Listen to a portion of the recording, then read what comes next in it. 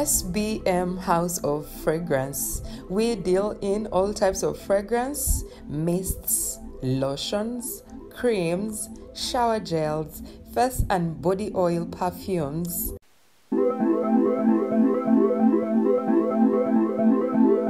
Contact us on 07043 00645 or 078 599 1435. We deliver to your place of convenience.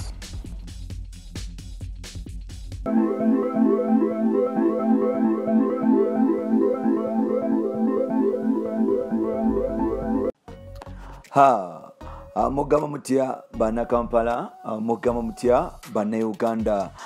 Mwebale kuba nti mutambula naffe ebbanga lyonna, kansubire muli bulungi ddala.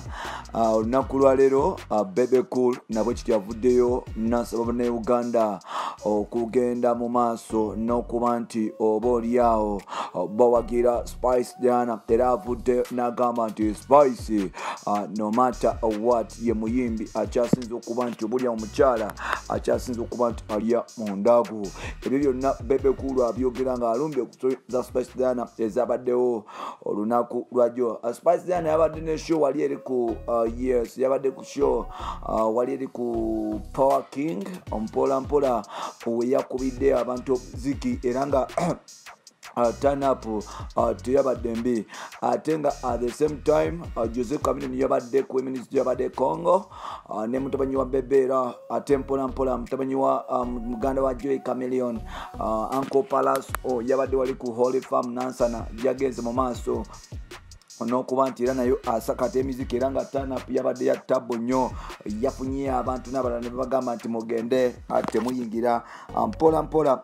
Tugenda kutuusaku Fikfa Maika kyakoze ebosiya enkoko ekikola abaana nti Fiki oba oliawo naye game eno agenze maaso n'okuba nti akomawo na bukambwe bwereere era nga sofa updates ekiri e Kampala buli bateeka ebivulu kizibu nnyo okuba nti oliawo show zikusala nti ebivulu abantu bagenda maaso n'okuba nti bawagira abayimbi baabwe mpola mpola. Tugenda kuba tunyumyamu nawe chali wange mpola mpola osobola kuba nti omulya bice bifeeyo naye nga ate olunaku lwa leero ekisinga obukulu ye Bebe Cool. Bebe Cool yasooka kusulya Spice anamusalawo naye sofa ate kati Bebe Cool ne Spice gubasuza mu kabo. Tubaniriza ku mukitu gaffe omuganzi ogumanyikiddwa nga Uganda Mukamooli amanya n'eddoboozi Bampita Ntambi Jimso Namami Kiboya Maxudi Junior. Buli lwoba otandika ebintu ebiseera ebisinga abantu bagaya kiri erigwe okulemerako bano giving up kibeera erigwe n'ogamba nti nze kanemereko paka ntuuke gye ntuuko bakambiveeko nemekuba nti ntuuka gye ndaga. So ebiseera ebisinga nze ndi musanyufu nnyo okulaba omusajja mukulu amanyikiddwa nga Fikfa Mieka kubanga bwetunulira Fikfa Mieka ebiseera ebisinga nti manager bwe yagenda mu maaso okuba nti atambulamu ebintu byamutagakalako nti mukusooka yali Kabali bwe yagenda Fike nungu yagenda maaso n'okuba nti mutagalako naye ate asobola okuba nti atambula olugendo paka watuuse bwe yafuna manager omupya amanyikiddwa nga Big Sam mpola mpola. So Big Sam ne Fikfa Maika batandikira waliko omubwati omu njagala omubwati olimbo lwe bakola ne Pato Ranking era nga lwagenda maaso n'okuba nti tumukomyawo ssaawa zino twogera Fikfa Maika wa tabo nnyo yabadde wali ebusia park bwe yagenze maaso n'okuba nti yakubira endongo era nga turn up Fikfa Maika yakubye ensi bweto nefukamira mpola mpola yakubye abantu ensi nefukamira. Producer soko tupeko ka video yako nga Fika yimba then tukomeo.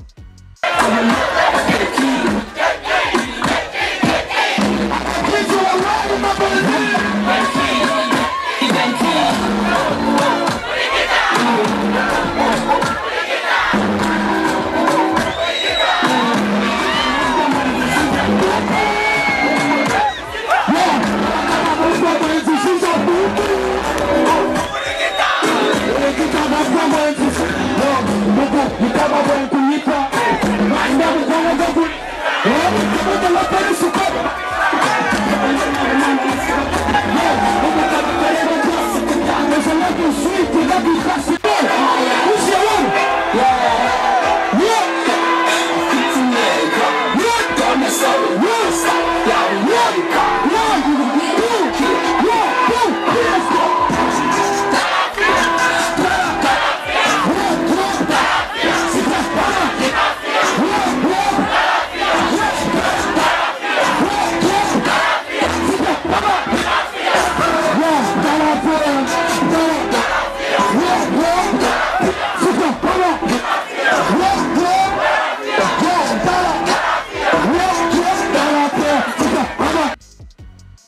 ayoyo fik anti fik pamaika yatuse ku stage mpola mpola bintu nabikola nga birina okuba nti bitambula nti fiki yakubye abantu endongo fiki yakubya nga bwolabaawo fiki yakubye abantu endongo abantu ne bakkiriza nti fiki famyeka mukambwe so nolwekyo bwotunulya fiki agenda maaso nokuba nti approvinga nti no matter what no matter the challenges mpola mpola bingi ebikyasinza okuba nti bikolebwa naye ate agenda maaso nokuba nti asikata abantu endongo mpola mpola. Fiki is the biggest rapper in Uganda. He can rap and sing at the same time. He's a fashionista.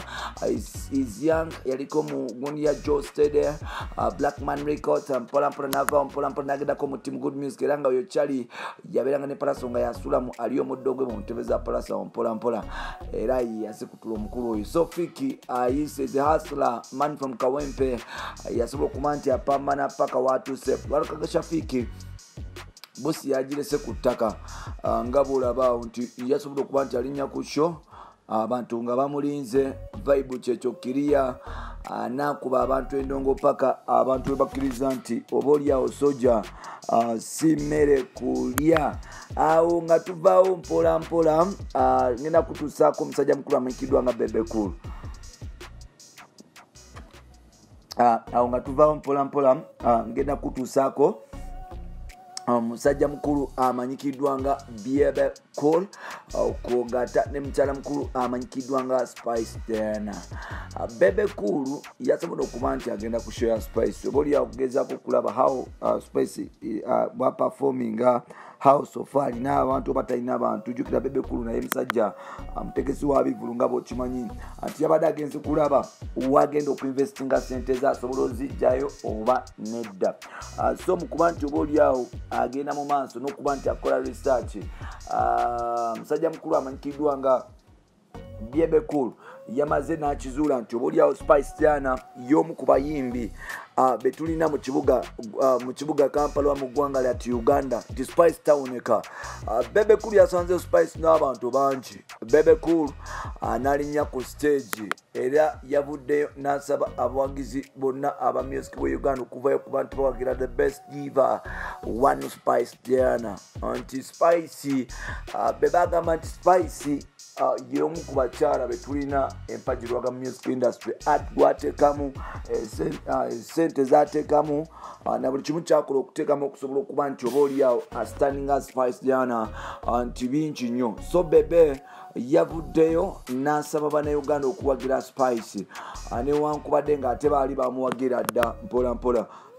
Bebe Cool byonna abikola. Jukira nti Bebe Cool waliwo omwaka mukyala mukulu amanyikiddwa nga Spice Diana bwe yagenda mu maaso n'okuba nti yasaba musajja mukulu amanyikiddwa nga Big Size Extra Large bawazwe na kolabo.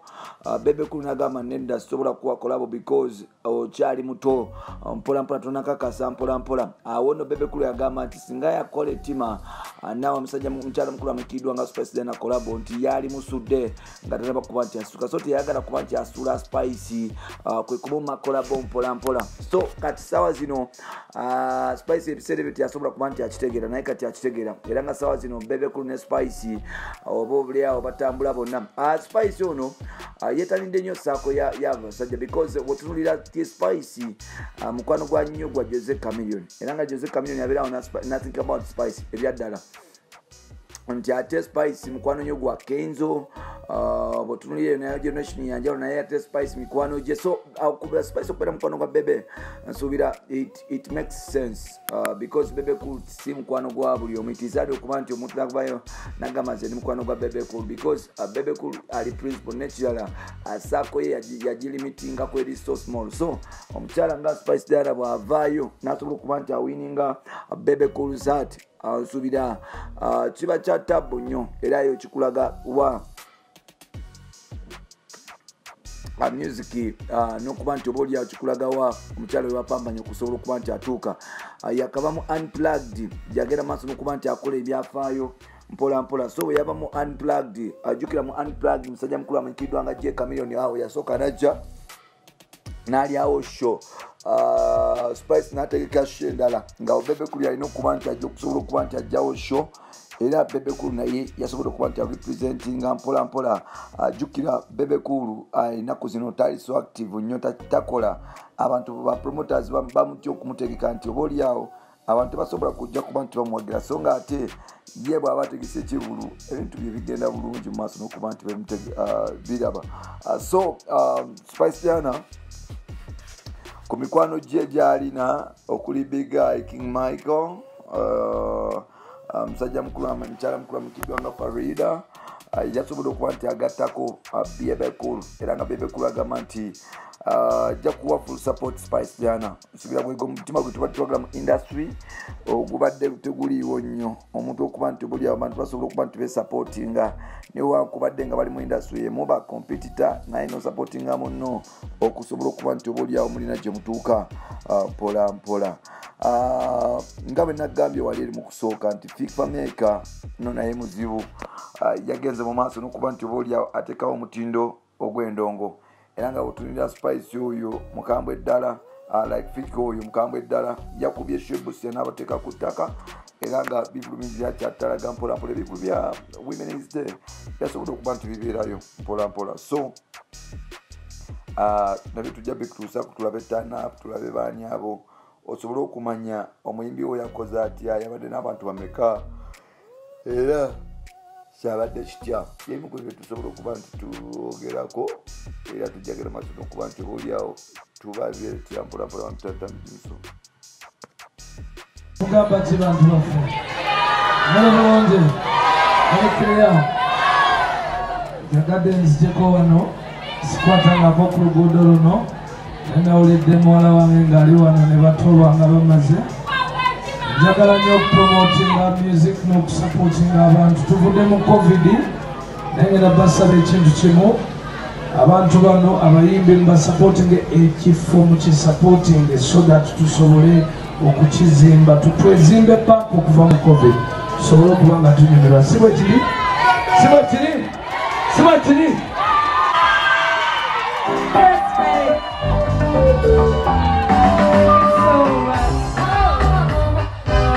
SBM House of Fragrance. We deal in all types of fragrance, mists, lotions, creams, shower gels, face and body oil perfumes.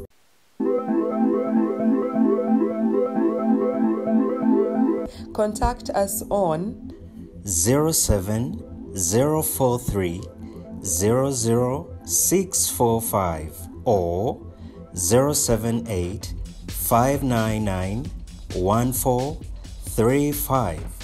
We deliver to your place of convenience.